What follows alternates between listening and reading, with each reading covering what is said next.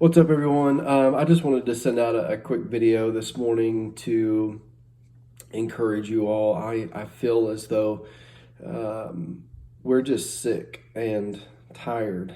I think there are different things that we're all sick and tired of. Um, I feel like just the unknown is enough to drive someone crazy. I think information and conflicting information is enough to drive someone crazy. I think that just cabin fever, if you will, is definitely enough to drive someone crazy. And I can say that I've gone through just several moments or days of just general frustration. And um, I think that in perspective, I think that for the past uh, 80 years, our country has had some moments of unrest, but relatively peaceful in comparison to the years before. I think that there was a blip during Vietnam of just general unrest and widespread unrest, but um, we've just been able to, as a people, settle in. And I know that in Scripture, when people settle in with their own thoughts and ideas, I know that God usually, especially the Israelites, wakes people up, and He does so in ways that are really tough, and He also uses evil governing bodies and different countries and different situations and plagues and famines, and he does so in all these ways to wake people up. And I know that it's so hard to not just concentrate on the famine, so to speak. It's so hard to not concentrate on that and not on the Lord and what He's doing. But I just want to encourage you to look to the Lord and what He is doing and what He may be doing and what you may not know that He's doing, but He is doing, and having faith that He is doing it. There's nothing new under the sun. I believe that on a global scale, God is literally carving all the idols down into nothing. I think that on a national scale, for the biggest economy in the world, God is grinding all of the idols down to nothing. And we can mourn the idols being ground down, and be honest with you, a lot of the idols are things that we don't even recognize or know that are there. But a lot of the idols that are being ground down, it's just difficult for us. I think that there are ways that we are tied to and worship and bow down to idols that we didn't even knew existed, and so we're experiencing it as they're being crushed, because for us, we're having to deal with a sense of loss and expectation and all that. And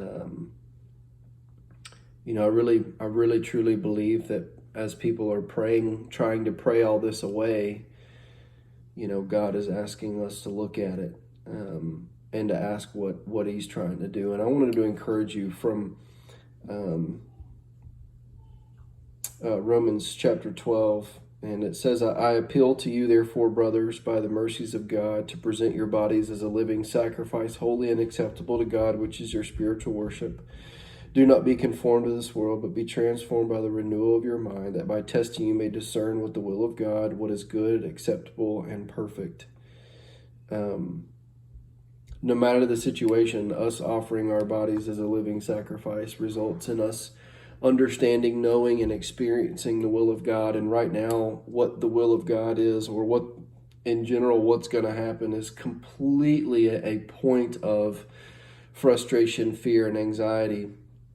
But even if it's during a bad time, a good time, or whatnot, we are promised that we will have an understanding of what the will of God is by offering our bodies as a living sacrifice. And what I mean by that is us repenting, coming before the Lord on bowed knee, and just laying ourselves, if you will, prostrate before Him, and asking Him what it is that He wants to do, and what He's trying to do in our hearts and our lives. And I just have no doubt that God's going to reveal things if we do that. And I just wanted to encourage you today, because I feel like every day we just want to find an answer. We want to find, all this. And I know that we've been harping on this a ton. And I know that it's something that we've discussed so many times, especially on Sunday morning.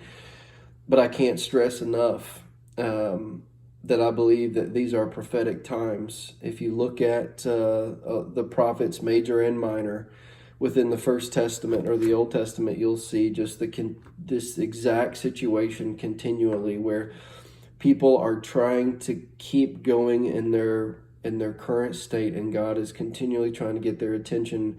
And the prophetic voices are continuing to say, look at God, look at God, look at God, look at God. He's doing something, He's doing something. I know it hurts, I know it hurts, I know it hurts.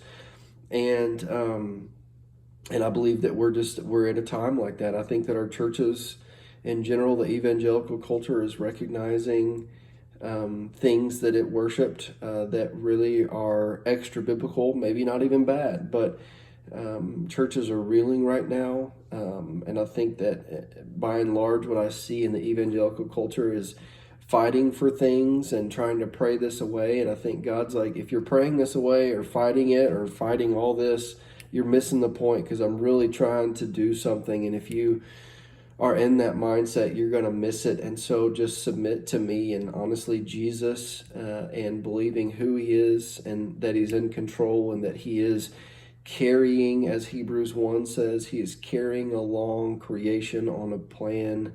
That is more and more on a daily basis the only thing we can trust in. And so I just encourage you in the most simple way to just trust Jesus and to ask Him to be your sustaining fire, your sustaining food, your sustaining water, your sustaining mindset, your sustaining joy.